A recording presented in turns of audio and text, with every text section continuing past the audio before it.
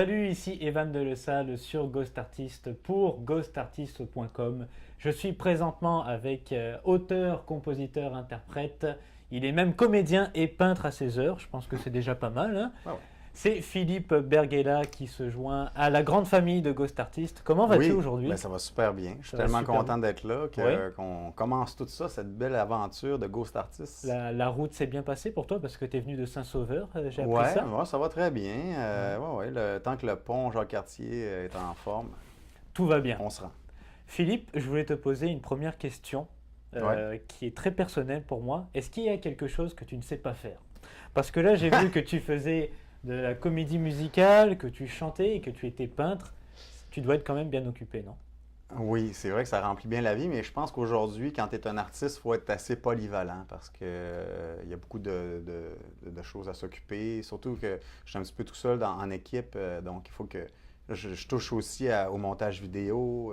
Mais écoute, il y a des choses, c'est sûr, que je sais pas faire, là, comme je suis pas très bon gérant, je suis pas un bon comptable, malgré que je suis Est- capable d'être comptable, mais je suis pas très bon alors. Est-ce que c'est quelque chose que tu aimerais développer un jour peut-être ou Ben, tu veux engager vraiment quelqu'un. On engager développerait- quelqu'un, c'est beaucoup plus simple comme ça. C'est mieux comme ça. Tu as commencé à chanter, tu m'avais dit à peu près dans les rues à 17 ans. Ouais. Puis ensuite, c'est vraiment dans les années 2000 que ça a commencé à exploser pour toi. 2001, ça a été ton Ouais. premier album officiel. Mhm. En 2003, tu as décroché un rôle dans la comédie musicale de Don Juan. Oui, une grande Euh, tournée s'en est suivie. On était 6 ans à faire le tour du Québec, aller en France, aller en Corée. C'est ça? Donc, c'est sûr que c'était une belle aventure pour moi. Je me disais, j'avais fait un bon choix de faire de la musique. Tu sais, je me dis, bon, ça m'envoie en plus dans d'autres pays. Et ça s'est passé comment pour toi en Corée? Comment est-ce que les gens, ils ont pris la pièce? Ben, c'est drôle, je savais pas qu'en Corée, c'était des gros fans de francophones. C'est un Oui. peu comme ici, quand on tripe, quand quelqu'un chante en espagnol. Ouais. Bon, ben, eux, c'est ça aussi. Donc, c'était la folie. C'était la folie totalement. C'est là que je me suis senti comme un Beatles. Oui, Ouais. bah oui, j'imagine. Mais j'avais conscience que c'était pas la réalité, là. Tu sais, on était là pendant, je dirais, 3, 4 mois, si je me souviens bien.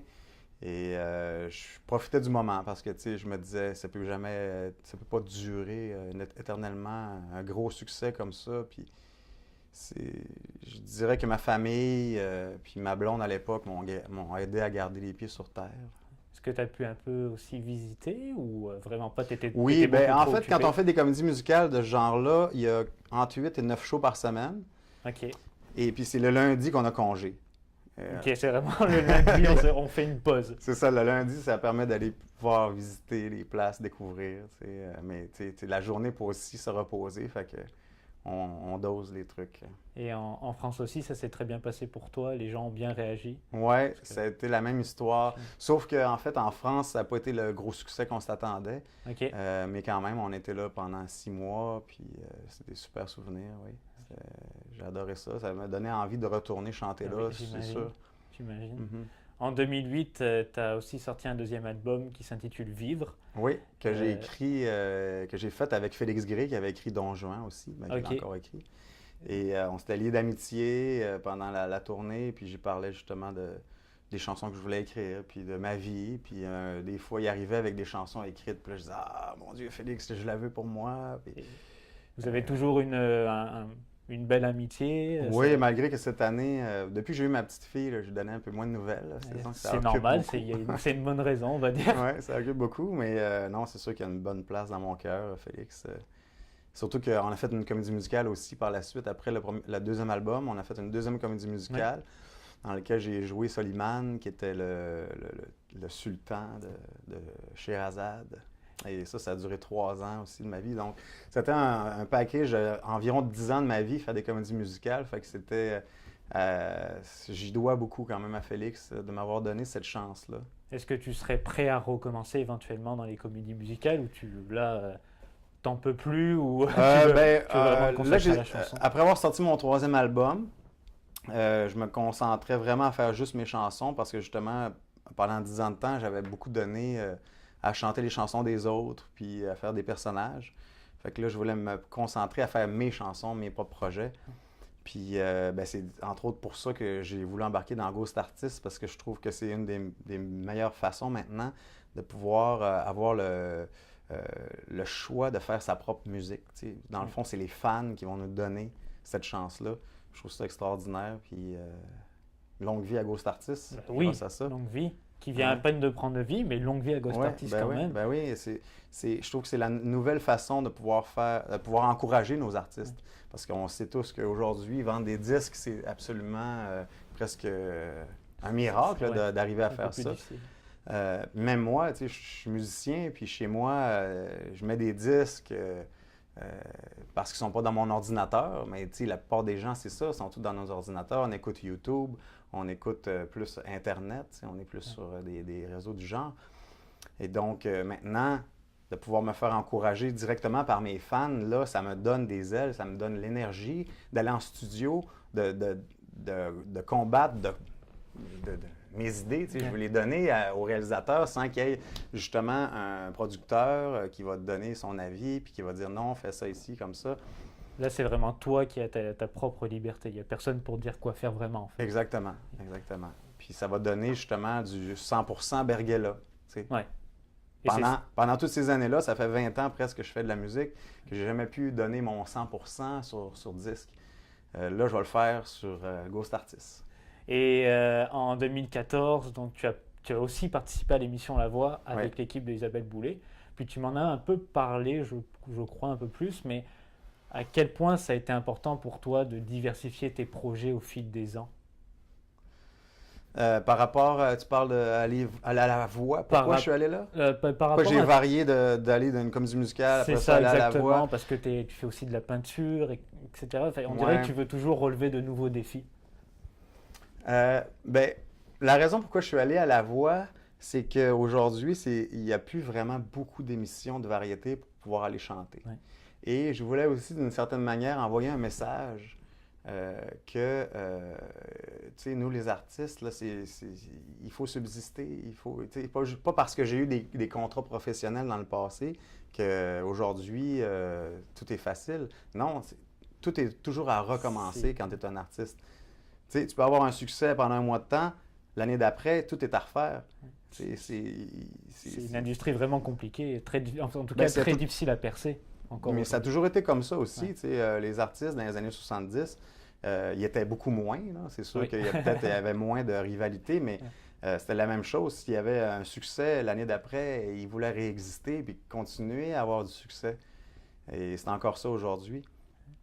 Et donc, c'est ça. Quand je suis allé à La Voix, j'ai envoyé le message qu'on existe encore. Il y en a plein d'artistes. Puis c'est pas juste les nouveaux ou ceux qui gagnent leur vie en étant boulanger ou facteur. Il y en a qui chantent, puis qui attendent aussi leur succès. Et qui ont une très belle voix en plus, qui sont très bons musicalement. Oui, donc c'est ça. Quand La Voix est arrivée, ce que j'ai trouvé génial, c'est justement qu'il n'y avait pas la clause du fait qu'il ne fallait pas avoir de contrat professionnel derrière la cravate. Fait que c'est pour ça que moi, j'ai sauté sur l'occasion. J'avais écouté la première année, puis je trouvais que c'était vraiment cool. Je trouvais que c'était comme une fête. C'est la fête de la musique. Ça arrive une fois par année. Puis je voulais participer. Je voulais être dans la fête. Fait que je suis allé. Et ton expérience s'est bien passée finalement? Ben oui, j'ai adoré ça. Je me suis fait des amis.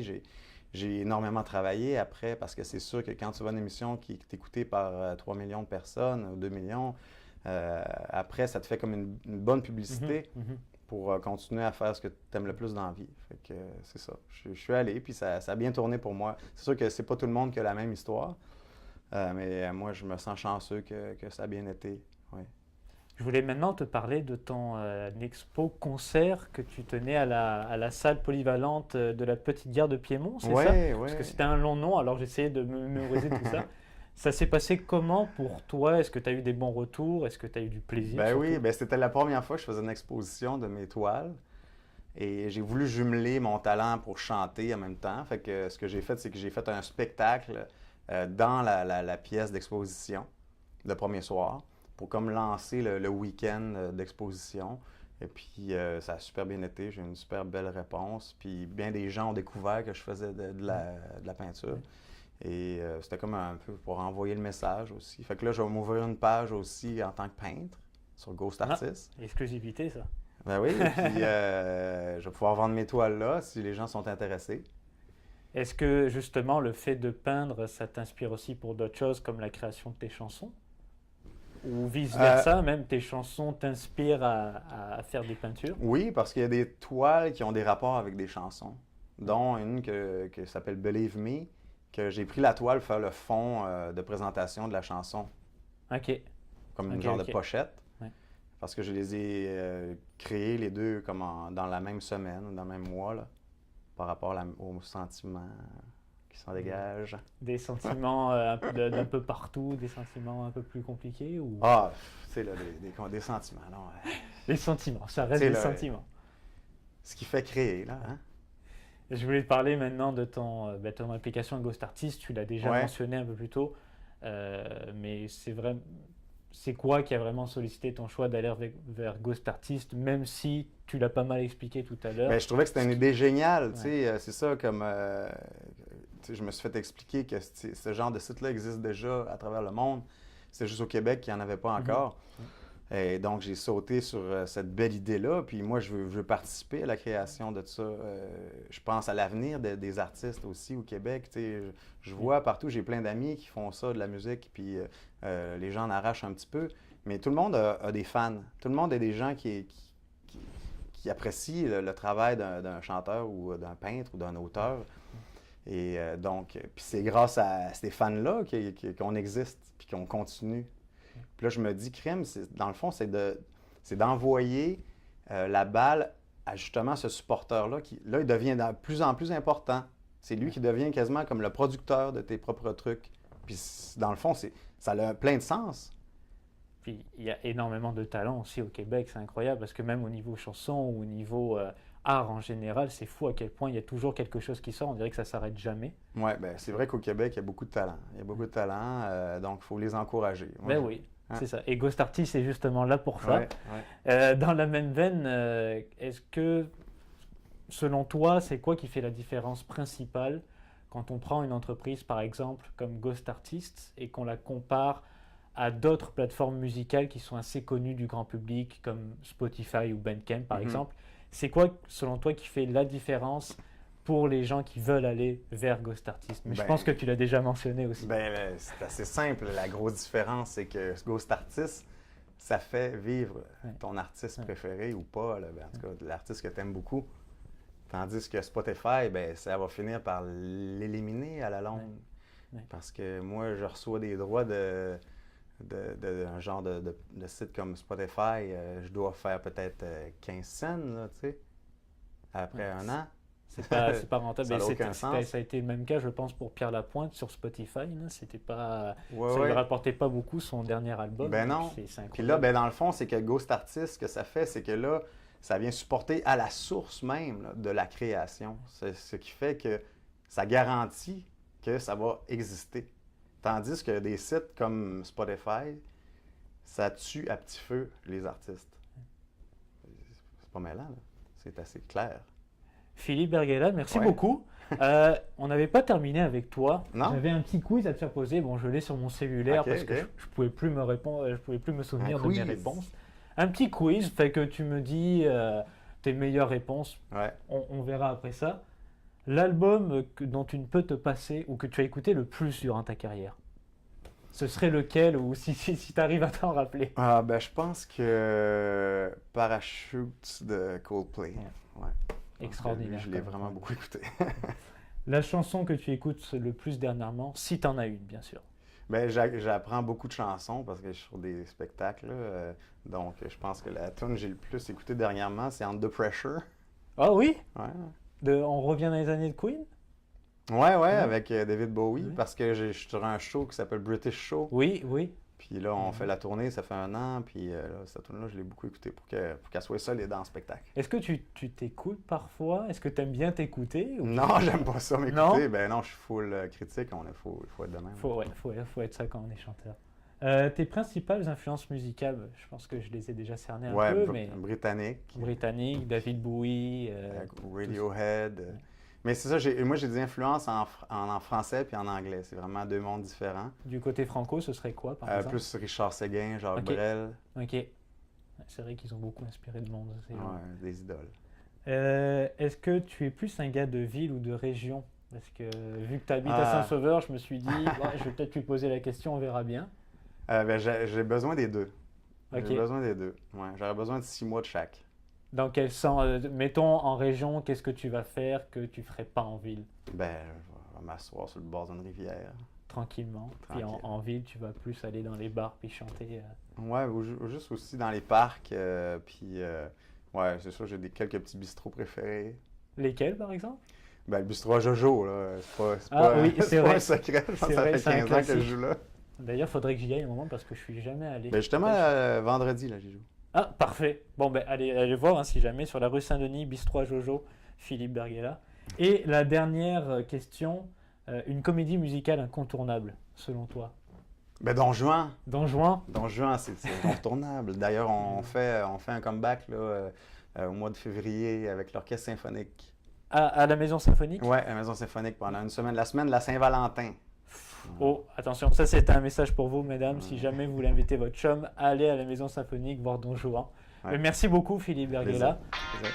C'était donc Evan de Salle pour Ghost Artist sur ghostartist.com avec Philippe Berguela.